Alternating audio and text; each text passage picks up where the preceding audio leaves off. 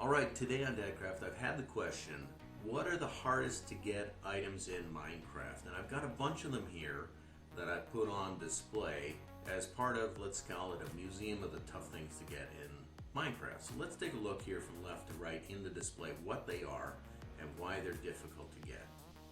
Here's two items. The top one is Elytra Wings, and you can only get this from a chest in a ship on the End Islands. That's the only place you can get them. You can actually put the wings on and then float down through the world. You can then use rockets to actually accelerate yourself and fly around your world. But they're only found in one place, so not only do you have to get to the end, you have to find an end city, you have to find a ship that's floating in the air and get the wings out of there. The next difficult item is the Trident. You can only get a Trident from a drowned that happens to be carrying one when you take them out, and they have to drop it. And so again, you gotta find drowned, you gotta take them out, and they happen to have to carry one. There's only like a 5% chance that they're carrying one.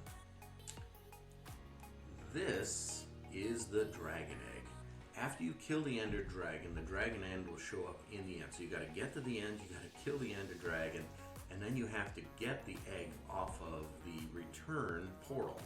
And you can only do that by using a lever and a piston and pushing it off and then picking up the egg. So again, very difficult to get. Here we have something called a Totem of Undying. You can only get this from one of the pillager mobs that are in a woodland mansion. So you gotta find a woodland mansion, you gotta kill the lead mob, and sometimes he'll drop the Totem of Undying. Hey doggy. This is a dragon head. Now you can only get this from the End Islands, from one of those ships again where you get the Elytra Wings. On the front of the ship is this dragon head.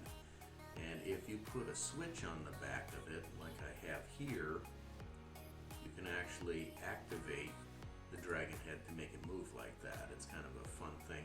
Right now it's going to be still. But if you throw the switch, you activate the block and then the dragon head snaps like that.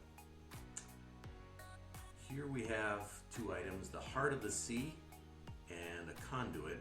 So the Heart of the Sea is only found in treasure chests that you find from buried treasure maps that you find in sunken ships. So find a sunken ship, find a treasure map, find the buried treasure, get a Heart of the Sea. Then use a Heart of the Sea surrounded by nautilus shells, and you can make this Conduit. If you build a structure around it underwater, you can actually work underwater better and get a lot of things done. And this is used in the ocean monuments, so two tough things to get. Here we have an End Crystal. Now these are what are floating on top of the towers in the first End Island, but you can craft one with glass, an Eye of Ender, and a ghast tear. So you have to go to the Nether, get a ghast tear, you have to have an Eye of Ender, which means you have to have had a blaze powder to add to an ender pearl to craft this. They're really cool, but if you touch them, they explode. So that's why it's behind glass. And finally, this hard to find item or hard to get item is a bell.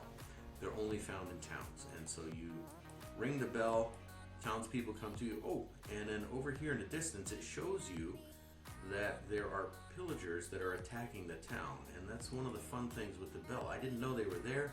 It highlights them for you for a little bit. So they're actually stuck underneath this structure, and we'll go take a look at the pillagers in a little bit. But again, the town bell is a rallying cry for your town, and then it shows you where the attacking pillagers are. Pretty cool. All right, those are a bunch of hard to get items. We'll go over them one by one in future videos, but there they are as a bunch of items that are hard to get. Have fun playing Minecraft.